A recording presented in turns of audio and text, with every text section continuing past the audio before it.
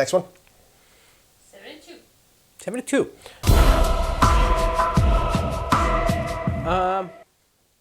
Okay, I'm gonna talk about this because if I don't, I'll regret it later. Cloverfield. Ooh. Yeah. Oh, sorry. Microphone. Yeah. What an underrated movie. What an unknown movie. I mean, fuck. The third one's coming out in like 3 weeks. Yeah, exactly. Trailer. Nobody knows anything about this movie. It's just like Cloverfield 3, the God particle. Yeah. And it's like, and? Yes, It's like, please. Yes, please. But yeah, Cloverfield, this movie is very much our film because this came to be to us simultaneously. This was our mystery. Yeah. You know, was a film mystery created for guys exactly like us. We had like, I mean, I remember we were like trying Remember to the first fucking trailer? He's coming. Why is he here? Let's go.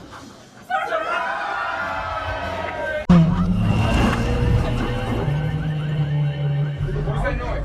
Sounds like an animal. Looks like you should have left town a little bit earlier.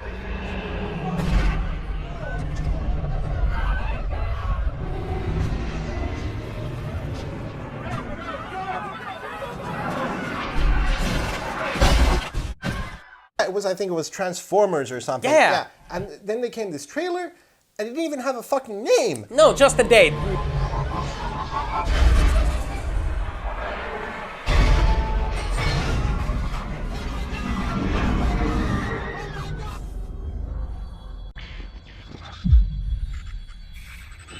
It's gonna be the best night ever. Yeah, and it was Something like that. and the noise, and it was like handheld, and it was just awesome.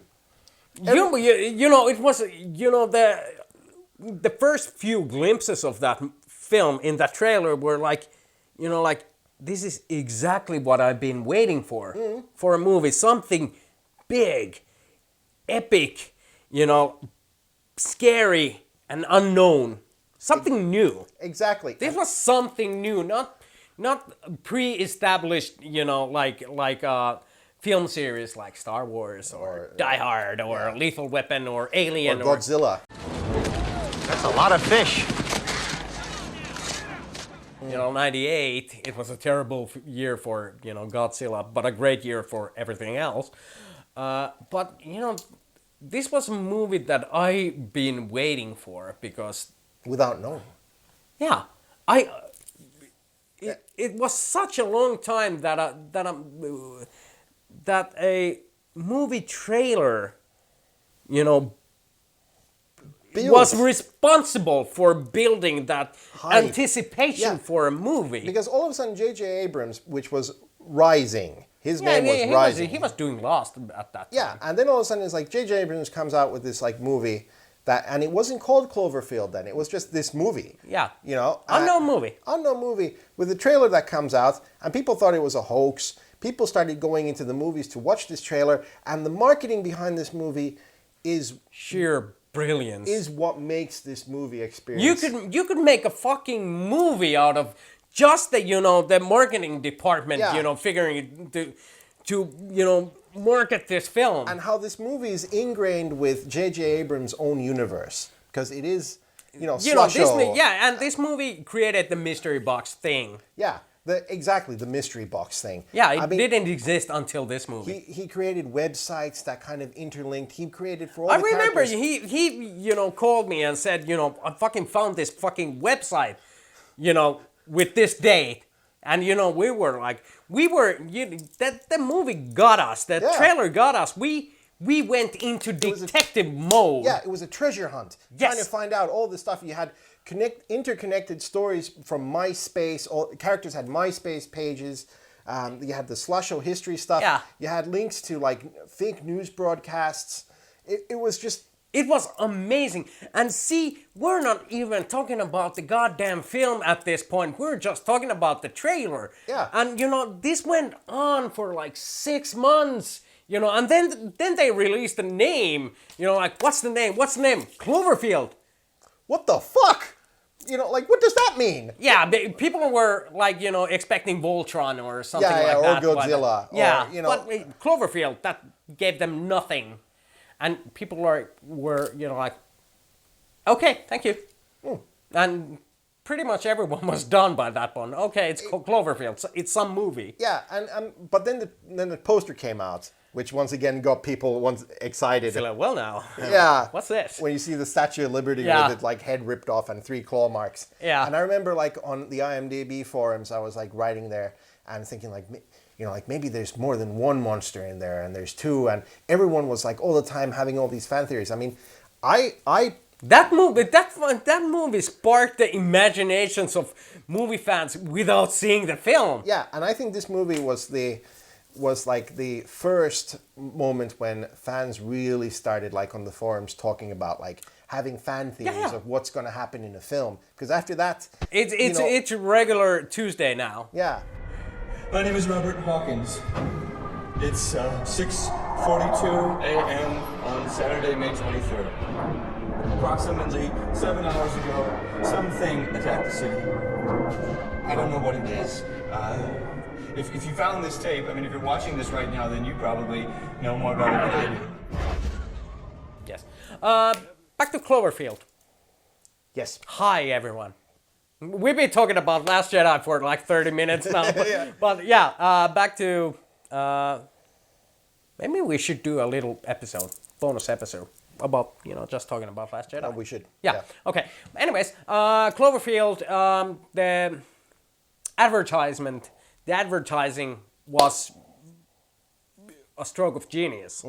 It got us hooked doing our own little detective games, and there was no way this movie would deliver. No fucking way. It will never live to be as great as we hoped it would be. But it was.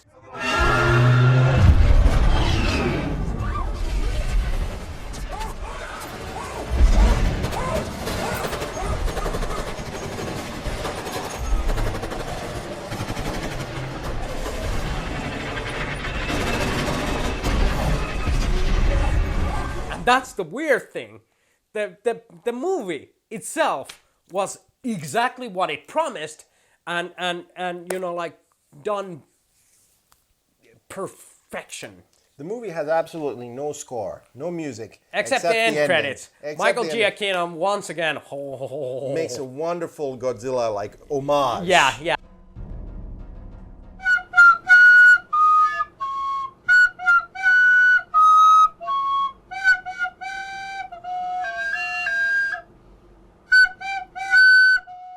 When you watch the movie, it is your basic found footage movie. Yes. Almost shot in real time, so to speak. Yeah. And T.J. Miller is the cameraman. The cameraman. Yeah.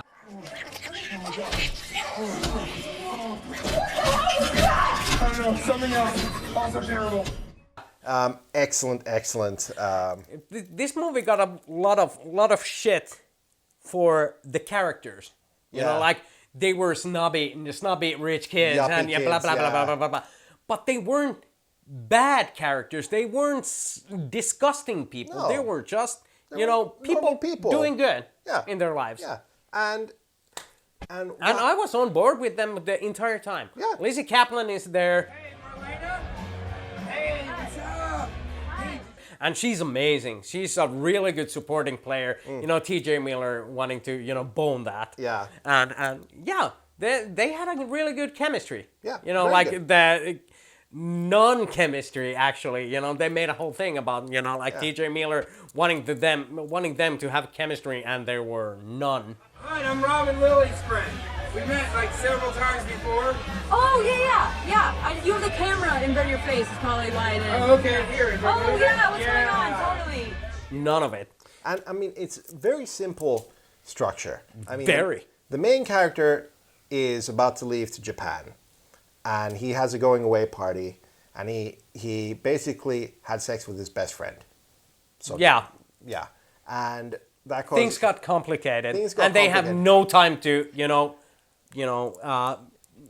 analyze this. Yeah, and sort it out because he's about to leave. And then a giant monster attacks New York.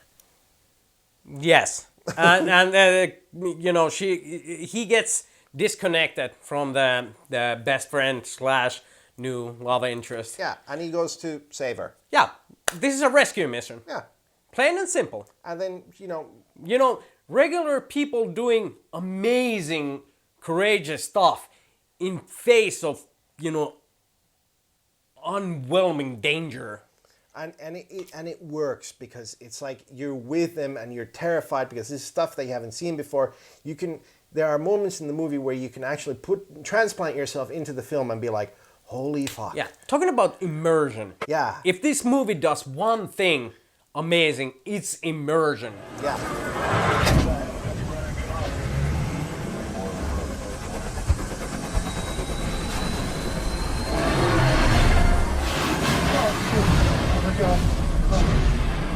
You're there. I mean, you're like the fifth member of the group. Yeah, literally, you're there. You're seeing all this shit go down. I mean, if there would ever be a movie that they could turn into VR, people listen, make this VR experience. That would be incredible. I mean, I love it. Make a Cloverfield sequel. Yeah, but only just in VR. Yeah, the same thing. And this is the thing, the movie doesn't explain shit at all where this thing comes from. It plants hints everywhere. Yeah. And if you want to know more, you have to read everything. Yeah. And there is a mythology in this movie. There is, and it doesn't need one. No, but it's there if you want it. Yeah, and it's deep, and essentially 98% of everything you want to know can be found. You do actually realize what the monster is, where it's from, how it came to be, and so on and everything. Yeah. All the information is to be found. You just have to work for it. Believe you me, we did, yeah, search this shit. Yeah, so, but in the end, you don't need it to enjoy the film. Oh my God. Are you guys seeing this right now? Are you seeing this right now? The movie is fun in every respect. It's an Easter egg hunt. It's an experience. And it looks like $170 million, but it's, the budget for this movie was like 60. 30. Or 30, yeah. 30. Yeah, it looks, it's way better than any Godzilla film, in my opinion. Yes. So.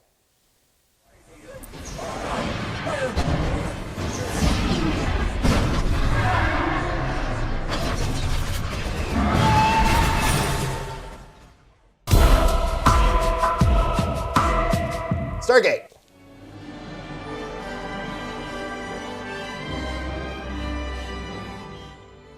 What? Indeed. Oh. Oh, you don't like Stargate? She loves Stargate, even the series. I love the show too. Yeah. I'm the only one who hasn't watched the series. Yeah. You watch MacGyver and you haven't seen Stargate, the show? I have watched religiously Stargate SG-1, all of it. Stargate Atlantis, all of it. Stargate Universe, all of it. I watched Stargate the movie. I watched Stargate the movie as well. All of it. Yes. Anyway, what's great about Stargate? First and foremost, it might be David Arnold's greatest score.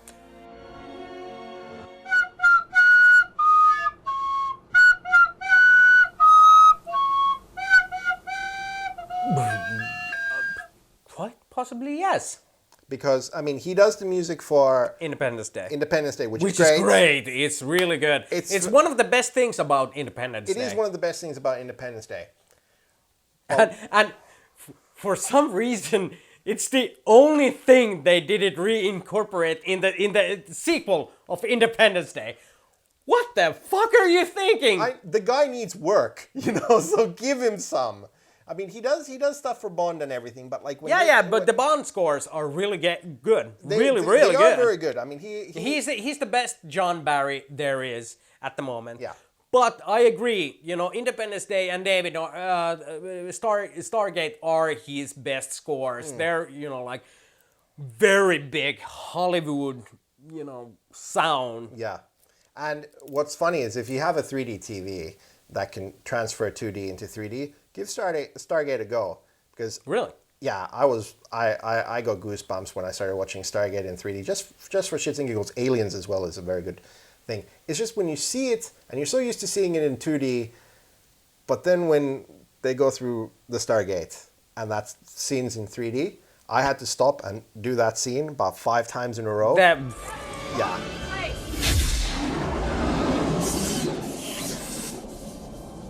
Yeah. It's phenomenal. Anyway, Stargate, David Arnold's music is operatic. It is massive. It is big. You listen to the album just by itself, you know. Yeah, that's one of the few soundtracks that you can do it. It's like a work of its own. Yeah, it has very, very recognizable leitmotifs for every character. Yeah. For every, villain, every I love the story. villain music in that Yeah. one. The bad guy music it's brilliant. It's great. brilliant. Now, this movie brings back Kurt Russell in beautiful form.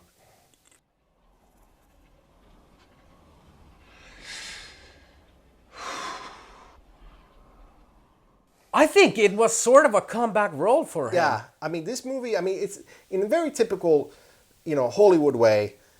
America saves the world by going to another planet to save that planet as well from evil Egyptian gods who actually are not gods. They are space aliens pretending to be gods. And they're the ones who created the pyramids. So aliens did build the pyramids in this show. But they did do it in another Roland Emmerich flick, 10,000 BC as well.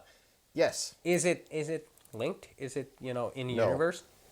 I don't think so, at least. But in Stargate, basically, here on Earth, humanity basically manages to get Ra off the planet and bury the Stargate. It's a very raw movie. It's a very rah-rah movie. How you doing? So when they finally find this big metal circle, they're goofing around with it, and then they get David's... James Spader. James Spader. Sorry, I always get David. Pre-Ultron. James Spader. It's cold? Allergies. This happens when I travel.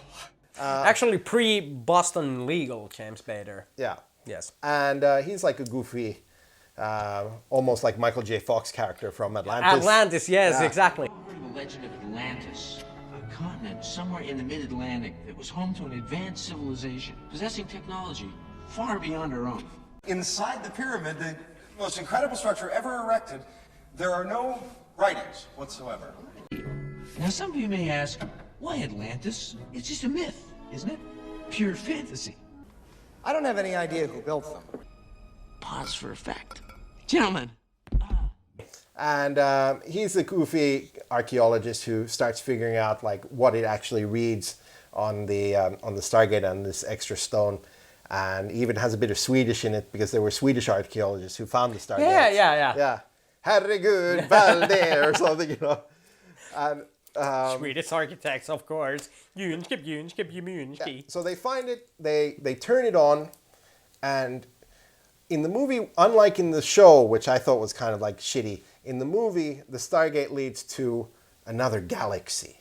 Not another planet in our galaxy, but another fucking galaxy. So in the TV show, it goes just to another planet. In our galaxy. To other planets. There's Okay. But then they go into other galaxies as well later on. Oh, okay. But the thing is that in the movie, they go to another planet and they send a probe, and then they send the Special Forces team that has what's-his-face from Third Rock from the Sun in it. French Stewart. It doesn't work that way. You see, if you don't turn it on from here, we're screwed, okay? So I'm telling you guys, we're not going anywhere.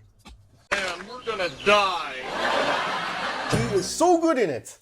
He is so good. And they go in, and That was a weird casting decision. half of the cast was weird.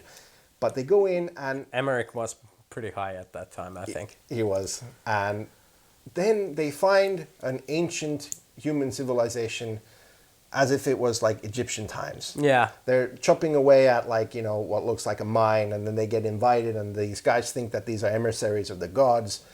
And then Ra returns. And in a very cool scene, you see the guards, Anubis guard. Yeah, and the horse. dog-faced guard. Yeah, and they're speaking in weird noises like, you know, and their weapons are really creepy, like, or not creepy, but scary, like these staffs with, pulse firing and capabilities. they like create holes this big in people and pretty much kill half the. I'm telling the whole movie now. I'm sorry. Okay, so really good action film and really cool design when you see the helmets, the special effects. Yeah, the production design and costumes and everything is, you can see they were very enthusiastic in making this film. And the music just ties it all together. Very much so. Very, very, very This much. is like the music is as integral to the movie as John Williams scored to Star Wars. Yes. Like without the music, this movie would not be as great as it is.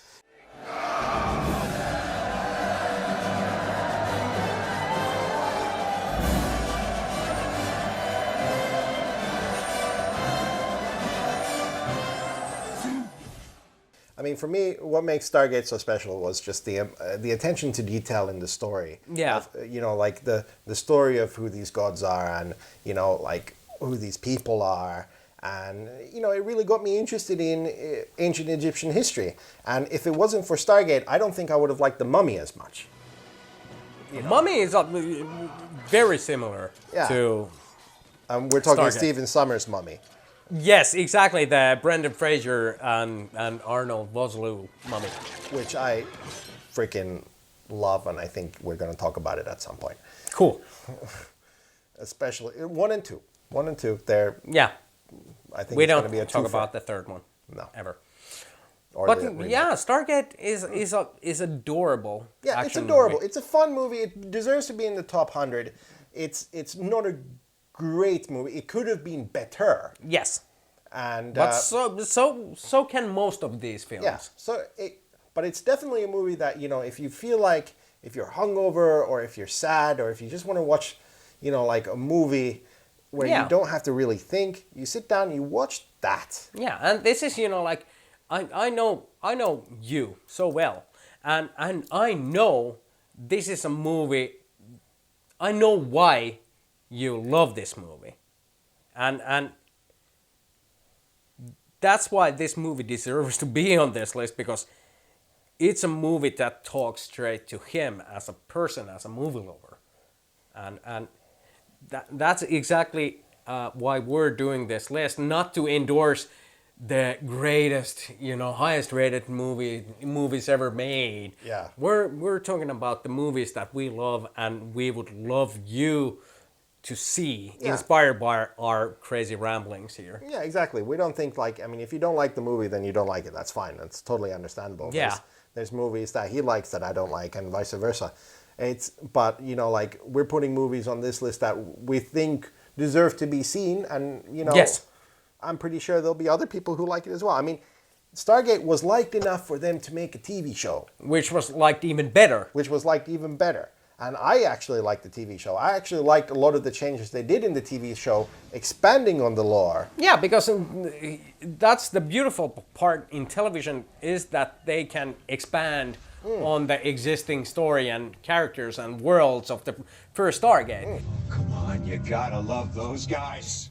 I think Stargate is a really smart idea to adapt to a TV series. Yeah, and what's actually very cool for fans of Stargate and anyone who's watched the new Thor Ragnarok, they actually play the Asgardian theme from Stargate SG-1 when they go into the cave.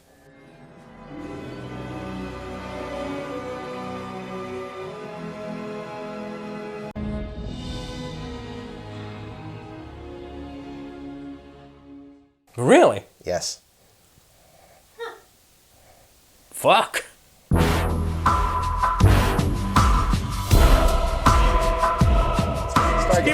Skip the new Star Trek though. It's shit. Oh, what, Discovery? Yeah, Discovery is shit. Discovery shit? No, Jason Isaacs is great, but the rest of it feels forced. Watch Stargate. Watch Stargate instead. And maybe Expanse. Definitely Expanse. Expanse? Shut up.